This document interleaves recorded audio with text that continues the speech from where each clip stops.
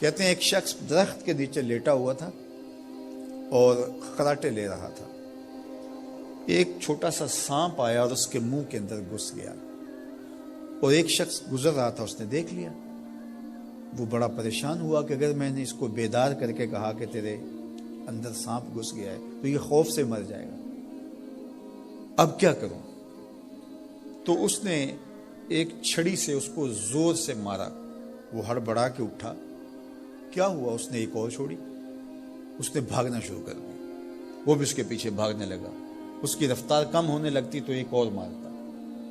کیا خدایا کیا مصیبت ہے, میں نے اس کو کیا کہا؟ میں تو آرام سے سویا ہوا تھا درخت کے نیچے. لیکن وہ ایک دم گھبراہٹ کا شکار آگے بھاگتا چلا جاتا ہے. آگے کوئی باغ آ گیا تو اس میں فروٹ لٹک رہا تھا. تو کہا کہ کھاؤ.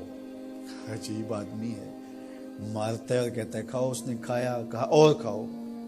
اس نے کہا بابا بس میری بس ہوگی. کہا نہیں اور کھاؤ. اس نے اور کھایا. ساتھ جو ہے وہ پانی کا کنواں تھا, کہا یہاں سے پانی پیو. اس نے تھوڑا سا پانی پیا. اس نے زور سے ڈنڈا مارا, اور پیو.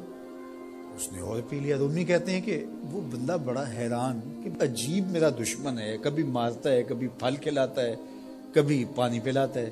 اس نے کہا میرے سے اور نہیں پیا جاتا. اس نے کہا پیتا ہے کہ نہیں, ایک اور چھوڑی. تو اس نے اور پانی پی لیا. کہا چلو دوڑو. جب بندے نے کچھ کھایا ہو تازہ تازہ اور دوڑے تو پھر جو حالت ہوتی ہے وہ آپ سے مخفی نہیں ہے. تو پھر دوڑنے لگا. تو آگے جب گیا تو کوئی ٹھوکر لگ گئی. پانی پیا تھا بھرپور اور فروٹ کھایا تھا اور پہلے بھی دوڑ بھاگ کے آیا تھا, اب بھی دوڑنا شروع کر دیا. اور پیچھے سے جو ہے وہ ہاتھ میں ڈنڈا پکڑا. وہ رحم کاری نہیں رہا. تھوڑا سا ڈھیلا ہونے لگتا ہے تو زور سے مارتا. دوڑتے ہو کہ نہیں دوڑتے؟ تو ٹھوکر لگی, گرا, ساتھ ہی کہہ آئی اور سانپ نکل کے باہر آ گیا اور وہ لہراتا ہوا جا رہا تھا. اس نے اس کو پکڑ کے سینے سے لگا لیا. کہا میں تیرا دشمن نہیں تھا لیکن تیرا علاج یہی تھا. تو میں نے تجھ کو اتنا مارا ہے, میں تجھ سے معذرت کرتا ہوں. اس نے کہا میں تیرے سے معذرت کرتا ہوں جو مجھے تیرے پہ غصہ آتا رہا, اس لیے کہ تو میرا خیر خواہ تھا.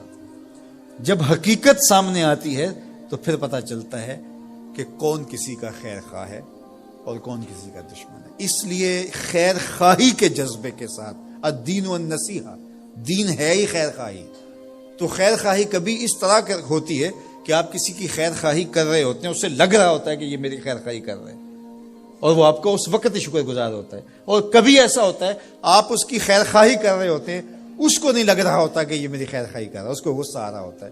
لیکن جب اس کو بعد میں سمجھ آتی ہے کہ اس نے میری خیر خواہی کی ہے تو پھر وہ آپ کا شکر گزار ہوتا ہے. اور کبھی ایسا ہوتا ہے اس کو بعد میں بھی نہیں پتا چلتا اس نے میری خیر خواہی کی ہے, لیکن تمہارا رب جانتا ہے. وہ اگر رائی کے دانے کے برابر بھی نیکی ہو اور وہ کسی پہاڑ میں بھی ہو, تمہارا رب اس کو بھی لے آئے گا.